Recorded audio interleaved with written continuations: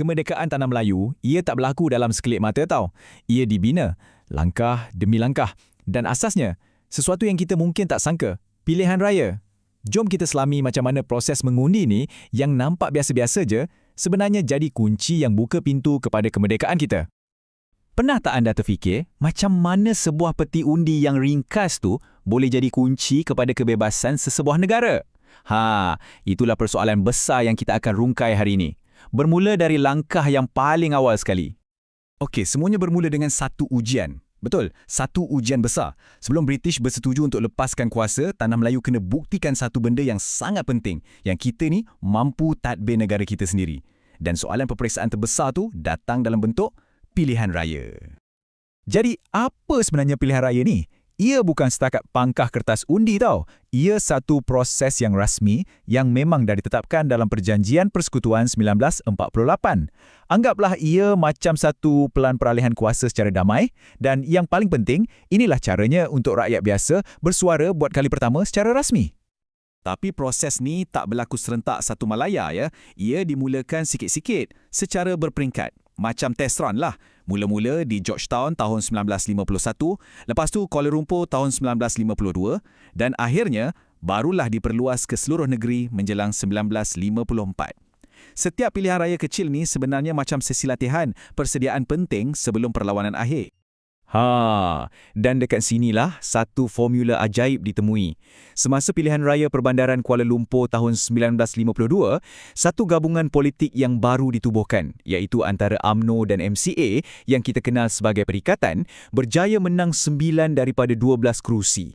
Ini bukan biasa-biasa sebab inilah bukti pertama yang kerjasama antara kaum ni bukan angan-angan. Ia satu strategi yang betul-betul menjadi.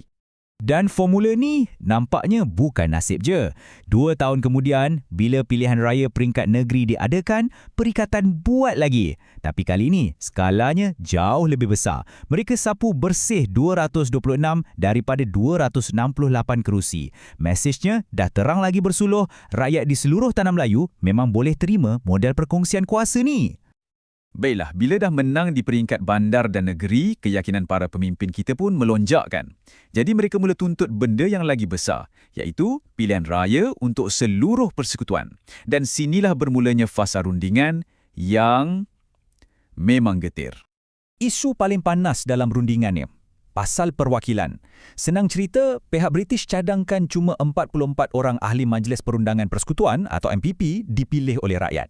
Tapi, Parti Perikatan tuntut 60 orang atau majoriti 3/5.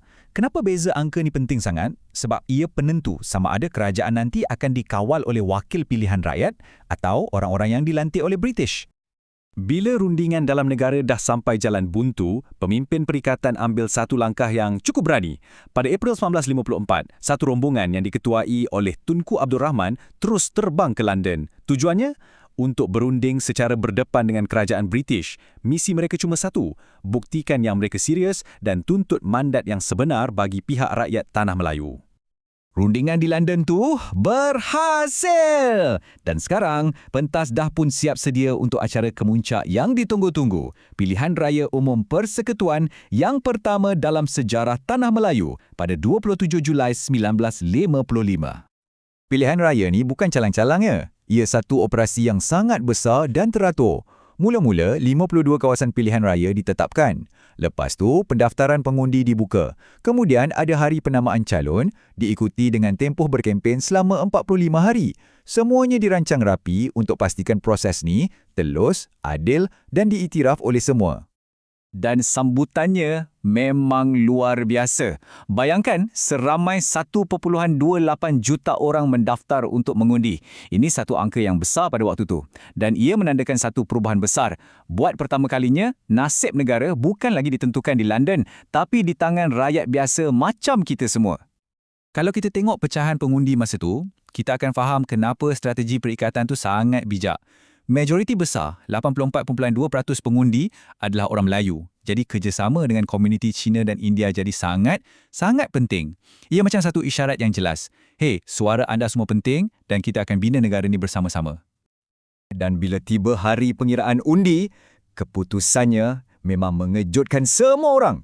Parti Perikatan bukan setakat menang, mereka menang besar gila. Mereka sapu 51 daripada 52 kerusi yang dipertandingkan. Ini bukan lagi kemenangan biasa. Ini namanya mandat mutlak daripada rakyat. Jadi, apa jadi lepas menang besar macam ni? Dah tentulah ia membawa kepada satu detik yang sangat bersejarah, terbentuknya kerajaan pertama yang diterajui sepenuhnya oleh pemimpin-pemimpin tempatan. Dengan mandat yang begitu padu daripada rakyat, pemimpin Parti Perikatan Tunku Abdul Rahman secara rasminya dilantik menjadi Ketua Menteri yang pertama. Inilah dia, buat kali pertamanya Tanah Melayu dipimpin oleh anak watannya sendiri. Era baru pemerintahan sendiri dah pun bermula. Nak nampak betapa besarnya perubahan ni, jom kita bandingkan. Sebelum pilihan raya, tak ada seorang pun ahli majlis perundangan yang dipilih rakyat. Kosong. Selepas pilihan raya, majoriti ahli adalah wakil rakyat. Dan pucuk pimpinan pun bertukar daripada Pesuruhjaya Tinggi British kepada Ketua Menteri kita sendiri. Secara rasmunya, kuasa betul-betul dah beralih ke tangan rakyat.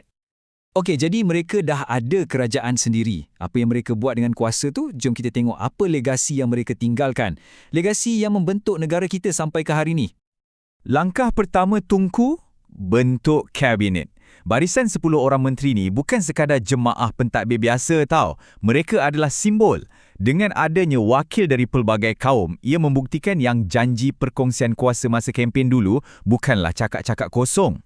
Dan misi kabinet baru ni sangat jelas, sangat fokus, iaitu tunaikan amanah yang rakyat dah bagi. Tanggungjawab paling besar mereka sekarang ialah gunakan kemenangan besar tu sebagai modal untuk pergi berunding dengan British bagi mendapatkan kemerdekaan penuh. Dan kabinet ni memang tak buang masa. Mereka terus bekerja. Mereka desak British untuk kurangkan kuasa, contohnya macam batalkan kuasa veto Pesuruhjaya Tinggi. Pada masa yang sama, proses malayanisasi atau penyetempatan dimulakan. Pegawai-pegawai British mula digantikan dengan anak tempatan dan sistem pendidikan pula diguna untuk pupuk satu identiti kebangsaan yang sama. Jadi, apa kesimpulannya? Apa yang semua ni buktikan?